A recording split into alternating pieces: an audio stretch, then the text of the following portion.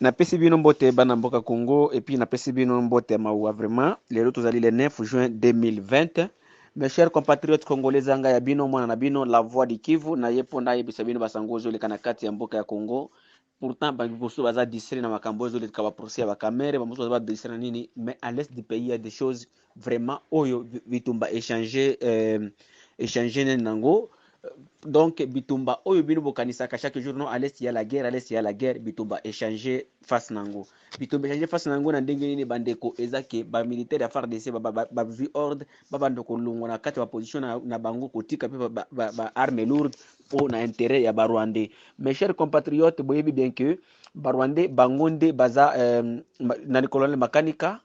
na oyo nini Sultani Makenga oyo azalaki mokonzi ya M23 na bayaki na kati ya est ya mboka Congo, mutu amemaki bango comme makanika azalaki na kati ya FARDC asalaki defection ntango bamonaki ke makanika aza na force ete MONUSCO akendaki na Uganda na Rwanda akendaki kozwa Sultani Makenga, bango tu baza na kati ya au plateau de Mitumba. Donc il y a un trion coalition ya nini ya Ngumino Twirwaneho eza kutu trion te parce que eza Ngumino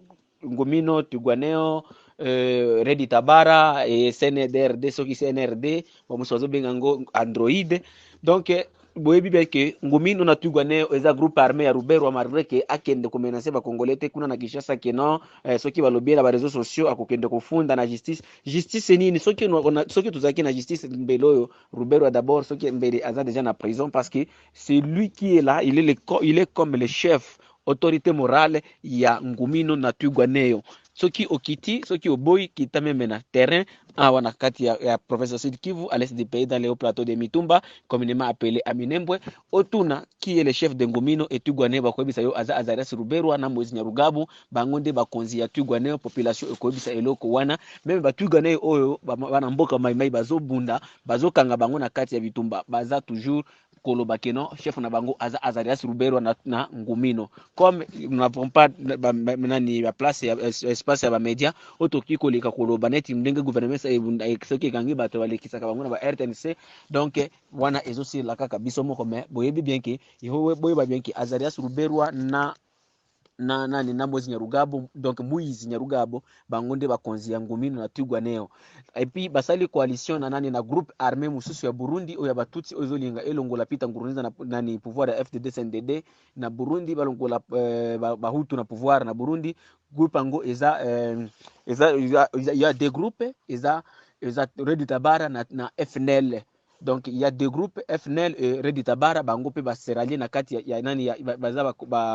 basali coalition na Ngumino. Et puis il y a groupe oyo ya nini ya CNRD eza groupe ya nani ya ba Rwandais mususu. Donc bandeko yango nde bazobunda sikoyo na force ya autodéfense maimai eza peuple oyo telemi mpona kolibere mabele na bango mpona kodefendre mabele na bango, parce que bamoni ke peuple congolais est délaissé, totalement délaissé, parce que à Kinshasa il n'y a rien, à Kinshasa il n'y a que la politique de mensonge. Donc les politiciens congolais ils se fait comme ils ne savent pas l'histoire du pays, il se fait comme il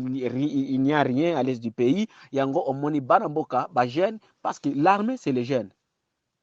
Ceux qui les lozomi benga naza FARDC oza FARDC parce que oza la kina no chaîne. Et puis ceux qui yo FARDC oyebi musala na yote ba musu ko aider yo. Et puis si tu es politicien yeba ki oza politicien pour il y a la population. Si il n'y a pas la population okoki koza la politicité. Yango population emoni ke non tango ba so disait politicien ba tiki bango ba komi na bango de laisser population et telemaki po et se défendre bango moko ni tete ça belelelo tozolo ba makambo mosusu. Alors nalobi na biso bino ke bitumba échanger face, bitumba ça se passe parce que les militaires FARDC babandi ko abandonner bakana bango et puis kotika ba armes lourdes en faveur ya ba étrangers, en faveur ya ba Rwandais. Comme ba FARDC bazalaki na nani na tubo bango tu bazalaki ba disperser ba nani ba se disperser ba FARDC bazalaki na nani na Kalingi pe bakimi na Lusoko nde esika bakimi, donc bazaki na lotobotobo ba se disperser na bango toyebi te bakoyi wapi, epi batiki ba arme lourde en faveur des ennemis ba oyo bazalaki na Alenge bakimi pe banani batiki banini comment dirais-je batiki ba arme bakemeli na losoko lelo oyo bandeko donc bangumino nani chef ya groupement eta nani chef ya village ya Etabi baye kwa enlever le ngumino donc les Rwandais baye kwa enlever chef ya Etabi baye kwa enlever epanaye et puis tu ero to yebiti soki kornaye ezawa parce que to yebiki Rwandais soki a enlever yo atika kamutu te parce que yeza kana rescapé te babomaka donc tozozela kaka tozoluka nde koro na ye Etabi eza village eza au limite ya secteur ya Itombwe na donc secteur ya Mwenga na le territoire ya Mwenga na territoire ya Fizi nde Etabi eza place wana chef yango kombo na ye Yuda Mayembe aza ya tribu Banyindu donc aza congolais d'origine tribu Banyindu nde banleve yo Yuda Mayembe chef ya village ya Etabi sango mosusu eza ke na kati ya village ya Bichaka na Amombo Rwandais bangumino baye kosala massacre na village wana et puis bato ebele bakufi na kati ya village wana baza basi na ba mama eza silence absolu au niveau du gouvernement mais bana mboka déjà bazotala ndenge na ko défendre parce que ni tete bana mboka oyo les forces autodéfense maimai mbelelelo boyebi ke boyoki ke non mboka ekei parce que bitumba ezo changer toujours face nango bitumba lobi le 6 le lobi le 8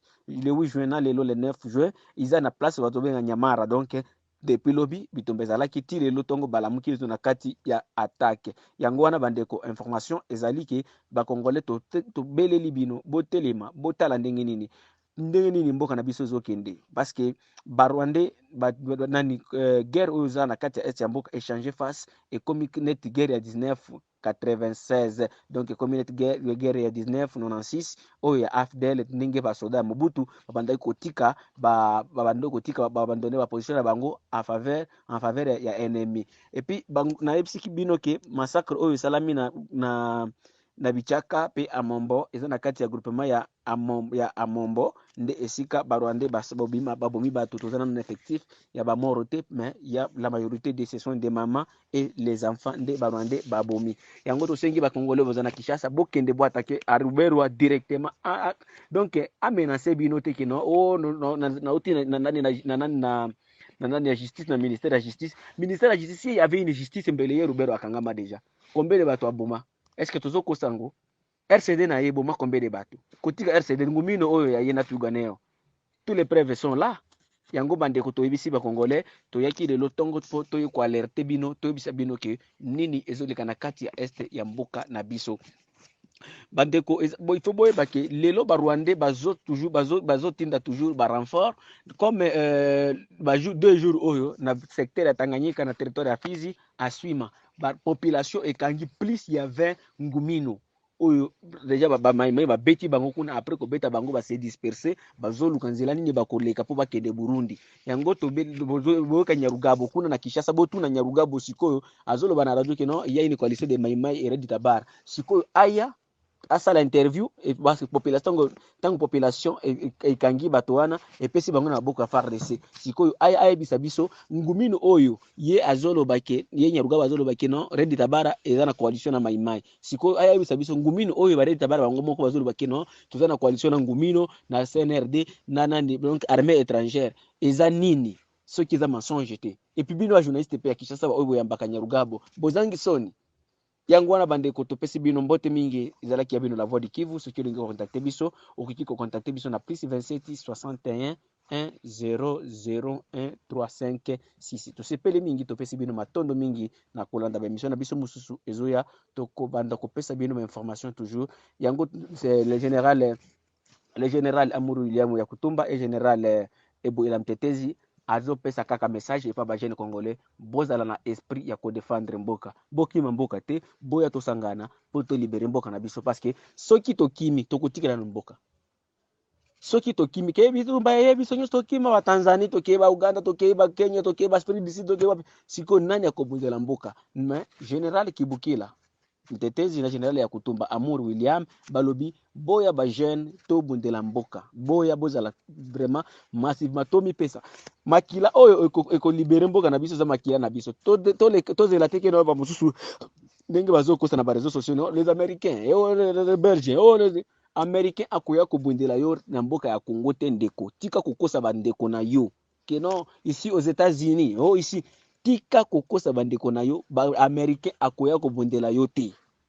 Congolais, congolaise, makila na yo yo moko etanga nde o libere mboka na yo. Parce que soki makila na yo etangi te ndeko yeba ke okotikala toujours muhumbu ba étranger mboka na yo ekotikala toujours na kati ya insécurité. Soki musapi ebeli nzoto mobimba ezalaka bien te. Yango soki est ya Congo Bitumba ezali toujours donc Congo mobimba kimi ekokota te même économie bozolo to préférer économie zala ekozala te po côté wana ezananu musapi ezo koswa. Siko nzoto ekozala bien ndengeni. Soki musapi ezo swa motu makolo mokongo yango tu ekozala mal à l'aise yango il faut to sangana to zala uni ba congolais bana mboka yeba ke problème ya oyo eza problème ya oyo to pays na biso eza attaqué par les étrangers, nous sommes agressés par les étrangers, les Rwandais, les Burundais, les Ougandais, les Somaliens, les Érythréens, ba Soudanais bango tu ba attaquer mboka na biso bandeko to sali appel ya ba congolais botelema américains, les Belges qui sont venus à les Belges et les Français qui sont venus à Kinshasa, ils ne nous aideront à rien. Totelema, Tobundela Mboka na biso. Le Congo nous appartient. Ces Belges-là qui sont venus à Kinshasa, bangonde basidi sabisoko. Léopold Diabima aboma bato combien? C'est les mêmes choses na oya ba Rwandais, bangonde babimisela biso ba problème oy. Mais balingaka koloba te. Yango bandeko, yango appelle wana la voix de Kivu to salaki et pana bino ki boya totelema po to bundela mboka na biso to sepeli mingi na oyo ozwaki tana yo po olanda émission na biso oyo ya la voix de Kivu. Merci.